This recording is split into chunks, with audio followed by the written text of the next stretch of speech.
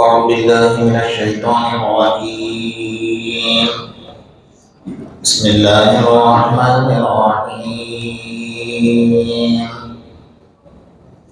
كل من عليها فان ويبقى وجه ربك ذو الجلال والإكرام. فبأي آلاء ربكما تكذبان. يسأله من في السماوات والأرض كل يوم هو في شأن. فبأي آلاء ربكما تكذبان. سنقول لكم أيها الثقلان. فبأي آلاء ربكما تكذبان. يا معشر الجن والإنس إن استطعتم أن تنفذوا من أقطار السماوات والأرض فانفذوا لا تنفذون إلا بسلطان. فبأي آلاء ربكما تكذبان. صدق الله مولانا العظيم.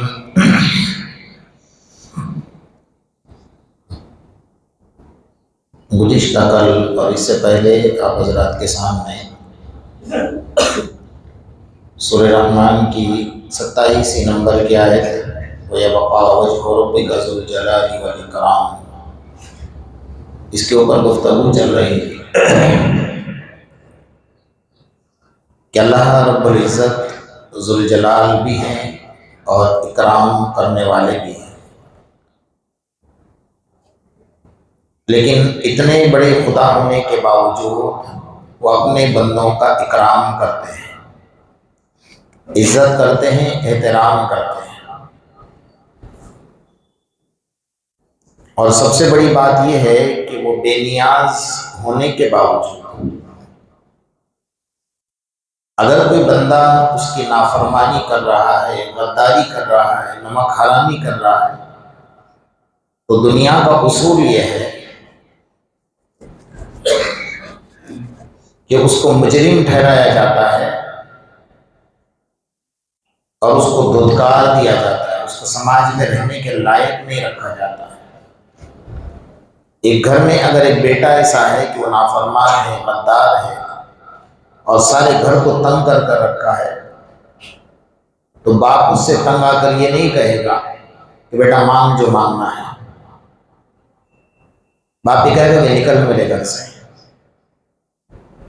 لیکن میں اللہ اتنا کریم ہے، اتنا بڑا اللہ، جیسا کل میں نے آپ کو سمجھایا تھا، زمین اس کے تابع، آسمان اس کے تابع، سورج اس کے تابع، چاند اس کے تابع، سمندر اس کے تابع۔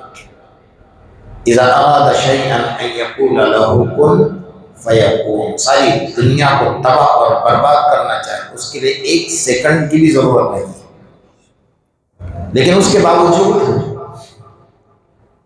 وہ اپنے بندے کو اپنی طرف بلا رہا ہے اور اپنے حبیب کو حکم دے رہا ہے، قل، اے میرے حبیب کہہ دیجیے، یا عبادی الذین اسرفوا علی انفسہم لا تقنطوا من رحمت اللہ۔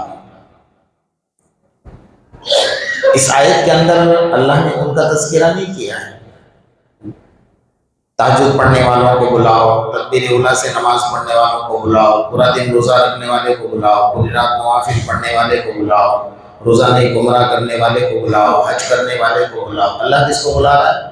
یا عبادی الذین اسرفوا علی انفسہم لا تقنطوا من رحمت اللہ۔ میرا وہ بندہ جو گناہوں میں لت پت ہے، اس کی صبح گناہوں سے ہوتی ہے، اس کی رات گناہوں سے ہوتی ہے، اس کا سورج گناہوں سے ڈوبتا ہے، اس کا سورج نافرمانی سے نکلتا ہے، اس کے نامہ اعمال میں ایک سجدہ نہیں ہے۔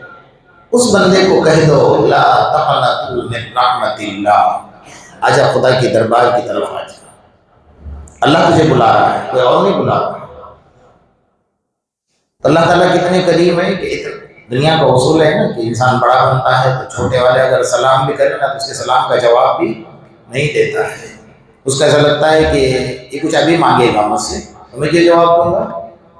اور اللہ تبارک و تعالیٰ بندہ کہیں بھی بیٹھا ہے، کہیں بھی بیٹھا ہے، اور بندہ اللہ کو کہہ رہا ہے، چھوٹا سے چھوٹا بندہ، چھوٹا بچہ، بلکہ ماننے والوں کی تو بات دور رہ گئی، ایمان والوں کی، وہ غیروں کو بھی محروم نہیں کرتا، اپنوں کو بھی دیتا ہے، غیروں کو بھی محروم نہیں کرتا، اس کا اصول ہے۔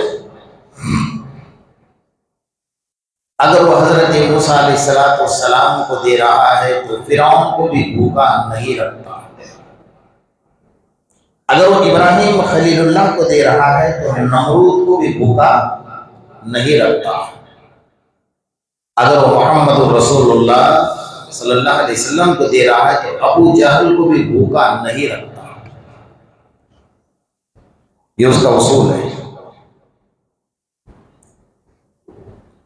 بلکہ الٹا ہے، کبھی کبھی ہم سوچتے ہیں نا کہ نماز پڑھتا ہے بندہ، قرآن پڑھتا ہے، فرما برداری کرتا ہے، بڑا پریشان رہتا ہے، اور اس کی نظر رہتی ہے بے نمازی پر، جس کے پاس گاڑی ہے، بنگلہ ہے، اور اچھے خاصے پیسے ہیں، اور سینہ تان کر چل رہا ہے، اس کو دیکھ کر کبھی کبھی سوچتا ہوگا بندہ کہ اللہ میں تو نماز پڑھتا تو مجھے نہیں دے رہا ہے، اور یہ نہیں پڑھتا تو اس کو سب کچھ دے رہا ہے۔ ہوتا ہے نا کبھی بندے کے دل میں شیطان ایسے خیال ڈالتا ہے۔ اس وقت میں یہ سوچ لینا اس کے پاس جو دولت ہے نا وہ قبر کے باہر کی ہے، اور میرے پاس جو دولت ہے وہ قبر کے اندر کی ہے۔ سمجھ رہے ہو؟ اس کے پاس جو دولت ہے نا آنکھ بند ہونے تک کی ہے، اور میرے پاس جو دولت ہے نا وہ اللہ کے سامنے حاضر ہو کر جنت میں داخل ہونے تک کی ہے۔ کون سی دولت اچھی بھائی؟ جو دولت کوئی کام نہ آتا ہو وہاں کام آ جائے، وہ دولت بہترین ہے۔ آج کے دور میں اگر کسی کے پاس 2 رکعت نماز تہجد کی ہے نا وہ دنیا کا بہترین انسان ہے، وہ دنیا کا سب سے بڑا مالدار ہے، وہ سمجھ کر چلو۔ حضرت موسیٰ علیہ السلام نبی تھے لیکن بادشاہ تو نہیں تھے نا، اور فرعون اپنے وقت کا بادشاہ، بلکہ وہ کیا کہتا انا ربکم الاعلی، میں تو خداؤں کا خدا ہوں، وہ تو خدائی کی چادر میں بھی ہاتھ ڈال رہا تھا۔ لیکن ایک دن سارے کے سارے آ گئے، کہا بھائی آپ کیسے خدا ہیں ہمارے؟ کہا کیوں کیا ہوا؟ کہا بارش نہیں ہے، لوگ پریشان ہیں، زمین اناج نہیں اگا رہی ہے، جانور پریشان ہیں، تو آپ بارش نہیں برسا سکتے؟ آ جاؤ کل برس جائے گی بارش۔ کون کہہ رہا ہے؟ بولو نا، فرعون جو اپنے آپ کو دعویٰ کرتا انا ربکم الاعلی، بولنے تو بول دیا، پھنس گئے کام۔ حضرت آسیہ اندر سے سن رہی تھی۔ اب رات میں جب سارے دروازے بند ہو گئے محل کے، سب دربار باہر کھڑے ہو گئے، فورس والے، پروٹیکشن والے، حفاظتی پہرے والے، اکیلا جھانک کے دیکھتا ہے مجھے کوئی دیکھ تو نہیں رہا ہے نا، پھٹے پرانے کپڑے پہنتا ہے اور ایک راکھ کا ڈھیر ہے اس پر جا کر بیٹھتا ہے، اور وہ کہتا ہے کہ اللہ تو جانتا ہے کہ میں جھوٹا ہوں۔ کیا کہہ رہا ہے؟ اللہ تو جانتا ہے کہ میں جھوٹا ہوں، تو چھوٹے چھوٹے لوگوں کی تو عزت رکھتا ہے لیکن میری رکھے تو میں سمجھوں کہ تو دیتا ہے، یعنی وہاں بھی بڑا کم ہے، یعنی وہاں بھی کیا کہہ رہا ہے؟ اپنے آپ کو چھوٹا نہیں کہہ رہا، چھوٹے چھوٹے کو تو سب دیتے ہیں، مجھ جیسے وہ دے تو میں سمجھوں کہ ہاں وہ دیتا ہے۔ اللہ کو کیا کرنا چاہیے تھا؟ ایک تماچا لگا رہا ہے، جاؤ جبرائیل جاؤ اس کو ایک منہ پہ تماچا لگا دے، یعنی لیکن میرا اللہ ایسا نہیں ہے، اللہ میرا اللہ کا حجا دے دیا۔ حضرت آسیہ بڑی خوش ہو رہی تھی، میرے اللہ سے تو مانگ رہا ہے نا۔ حضرت آسیہ کو ایسا اتنا اونچا مقام نہیں دیا اللہ تبارک و تعالیٰ، کل قیامت کے میدان میں میرے آقا محمد رسول اللہ صلی اللہ علیہ وسلم کا نکاح حضرت آسیہ کے ساتھ جنت میں ہوگا، یوں ہی مرتبہ نہیں دیا۔ اگر موسیٰ کو دے رہے ہیں تو فرعون کو بھی محروم نہیں کرتے ہیں، وہ خدا ہے وَيَبْقَى وَجْهُ رَبِّكَ ذُو الْجَلَالِ وَالْإِكْرَامِ، اور وہ کیسا خدا ہے؟ یہودیوں نے آ کر اللہ کے رسول صلی اللہ علیہ وسلم سے سوال کیا اور اعتراض کیا کہ اگر ہم نافرمان ہیں، ہم غدار ہیں، ہم نمک حرام ہیں، تو آپ کا خدا ہمیں کیوں نہیں پکڑتا؟ آپ کا خدا ہمیں عذاب کیوں نہیں دیتا؟ جیسا بے نمازی لوگ سوچتے ہیں نا کہ ہم نماز نہیں پڑھتے، نماز پڑھنے والے بھی ہیں، دوسرے بے نمازی بھی ہیں، تو اگر ہم نماز نہیں پڑھتے تو اللہ کیوں نہیں پکڑتا بھائی ہم کو؟ ہم تو کما رہے ہیں اچھا خاصا۔ شیطانی سوچ ہوتی ہے کبھی۔ لیکن جب یہ یہودیوں نے اللہ کے رسول صلی اللہ علیہ وسلم سے یہ سوال کیا نا کہ اگر ہم غلط ہیں تو آپ کا خدا ہمیں کیوں نہیں پکڑتا؟ ہم تو گھوم رہے ہیں اور اچھے، آپ سے اچھے ہیں، ہمارے پاس دولت ہے، تجارت ہے، کاروبار ہے، کنبہ ہے، برادری ہے، سماج ہے، سب کچھ ہے، تو آپ کا خدا ہمیں کیوں نہیں پکڑتا بھائی؟ اللہ تعالیٰ نے جبرائیل کو بھیجا، جاؤ میرے حبیب کا دل دکھا رہے ہیں نا، جاؤ۔ وَلَوْ يُؤَاخِذُ اللَّهُ النَّاسَ بِمَا كَسَبُوا مَا تَرَكَ عَلَىٰ ظَهْرِهَا مِن دَابَّةٍ۔ جبرائیل آ گئے آسمان سے، اللہ نے سلام عرض کیا ہے اور اللہ نے کہا ہے میرے حبیب آپ فکر نہ کرو، اگر نافرمان انسانوں کو اس زمین پر خدا پکڑنے پر آ جائے گا تو فرمایا ایک پرندہ اور ایک کیڑا مکوڑا بھی زندہ نہیں رہے گا۔ اللہ پکڑنے پر آ جاؤ نا، ایک کیڑا مکوڑا بھی زمین پر کیا نہیں ہوگا؟ زندہ نہیں۔ اگر وہ جلال میں آ جائے، جیسے یہاں ذوالجلال فرمایا، اگر وہ غصے میں آ جائے، اس کا غصہ ایک سیکنڈ میں اگر غصے میں آ جائے نا اللہ تبارک و تعالیٰ، تو سمندر پانی پھینک دے، زمین کے اوپر بنے ہوئے مکانات اٹھا کر پھینک دے۔ اللہ اگر غضب میں آ جائے نا، آسمان ٹکڑے ٹکڑے ہو جائے۔ اللہ اگر غضب کی نظر کہیں ڈالتا ہے نا تو جہنم کی آگ پر ڈالتا ہے۔ اس لیے حدیث میں فرمایا آقا انعامدار محمد رسول اللہ صلی اللہ علیہ وسلم نے، اگر اللہ تعالیٰ جہنم میں سے ایک چھوٹا سا سوراخ کر دے، سوئی کے ناکے کے برابر، سوئی کا ناکا کتنا ہوتا ہے؟ اتنا سا، اور وہاں سے ایک قطرہ جہنم میں سے آگ کا زمین پر گرا دے نا، تو مشرق سے مغرب اور شمال سے جنوب تک زمین قیامت تک اناج نہیں اگا پائے گی۔ میرے اللہ کا غضب، میرے اللہ کا جلال ہے۔ اللہ میرا جلال نہیں بتاتا ہے، اللہ جلال نہیں بتاتا ہے۔ جلال بتانے پر آ جائے ہم نے ایک منٹ ہم سانس نہیں لے پائیں گے۔ ہم گناہ کر کر کے سو رہے ہیں اور وہ جاگ جاگ کر ہماری حفاظت کر رہا ہے، یہ سمجھ لو۔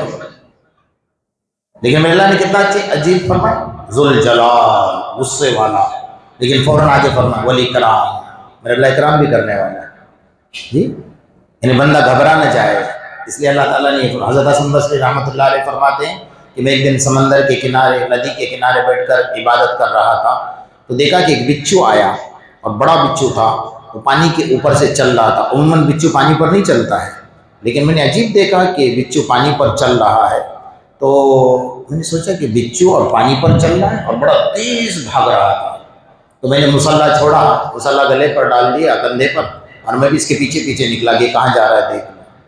تو انہیں پیچھے پیچھے نکلے، وہ تیز چلتا چلتا چلتا جا رہا ہے اور تیز دوڑ رہا ہے۔ آگے دیکھا ایک جنگل ہے، وہاں پر ایک درخت ہے اور اس درخت کے نیچے ایک انسان ہے، شراب پی کر پڑا ہوا ہے، اس کے منہ سے کف نکل رہا ہے اور ادھر سے ایک اژدھا آ رہا ہے اس انسان پر حملہ کرنے کے لیے۔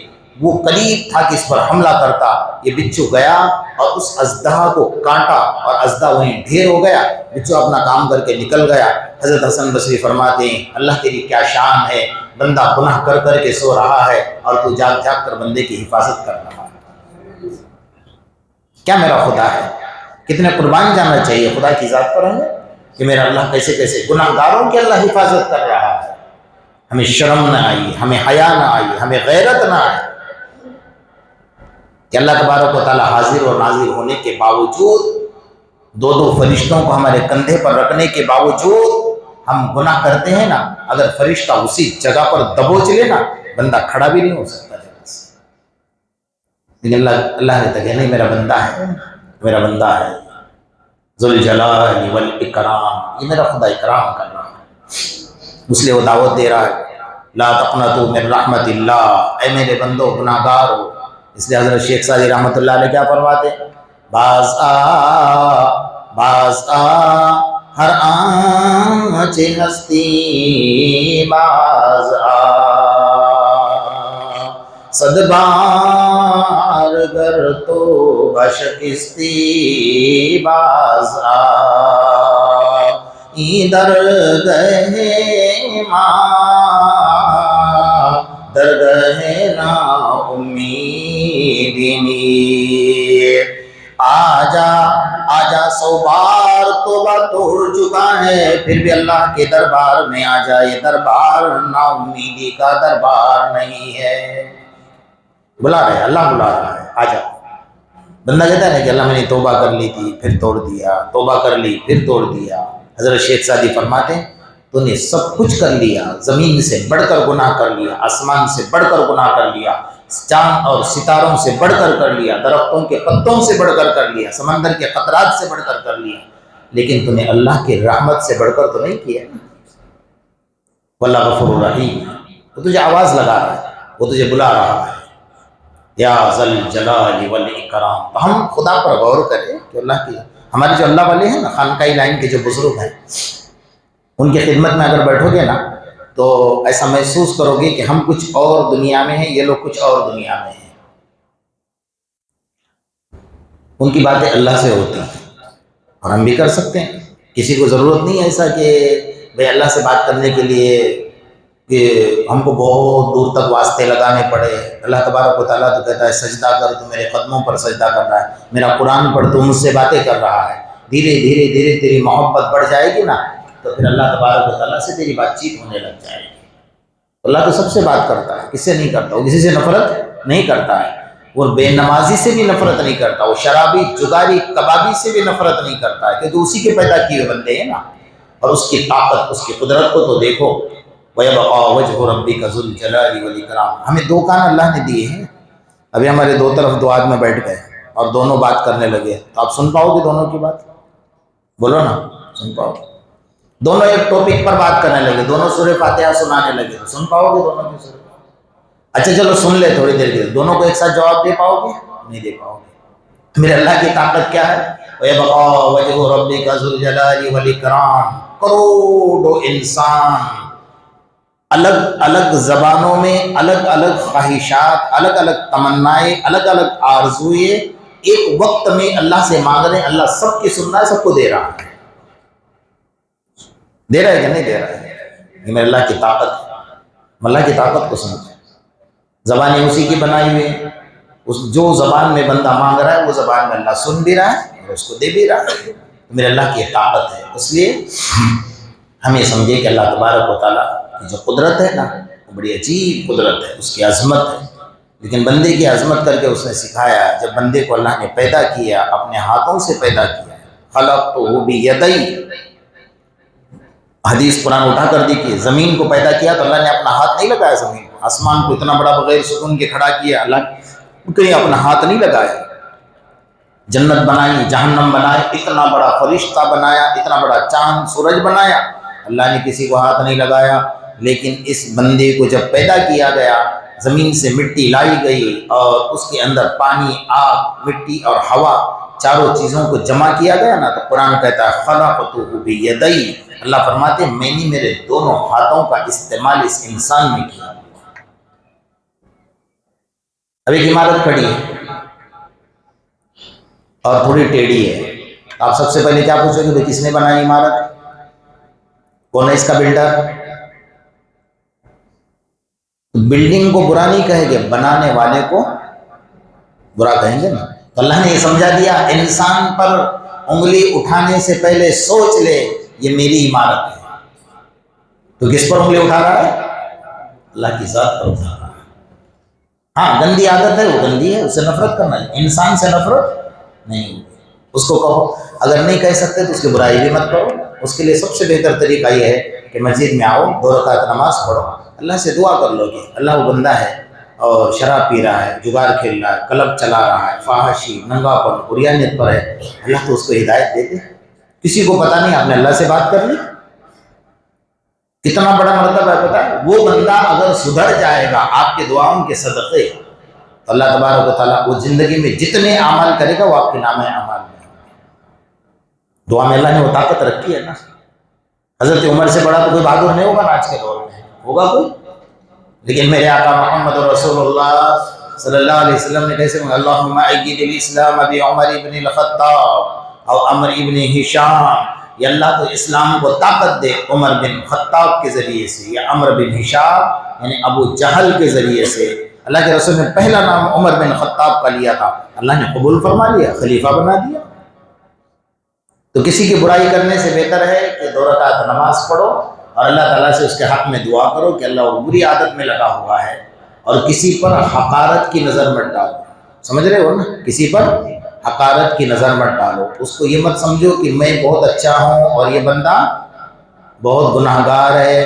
اللہ کو اس کی زندگی کی کوئی ادا اگر پسند آ جائے گی نا تو آپ تو چلے گئے کہیں، آپ کی بدگمانی آپ کی جگہ پر۔ حضرت موسیٰ علیہ السلام کا واقعی آپ نے سنا ہوگا نا، حضرت موسیٰ علیہ السلام جا رہے تھے، ایک نیک بندہ بیٹھا تھا، ایک گناہ گار بیٹھا تھا، ادھر نیک ہے ادھر گناہ گار۔ اللہ نے کہا موسیٰ سے، موسیٰ ان کو پوچھو ان دونوں کی خواہش کیا ہے۔ نیک بندے سے پوچھا کہ تمہاری کیا خواہش ہے؟ اب وہ جو بیٹھا ہے نا بندہ گناہ گار، اللہ اس کے ساتھ میرا حشر نہ فرمائے۔ اس کے پاس گئے کہ تیری کیا خواہش ہے؟ وہ کہتا ہے کہ یہ بندہ بڑا نیک ہے، اللہ اس کے ساتھ میرا حشر فرما دے۔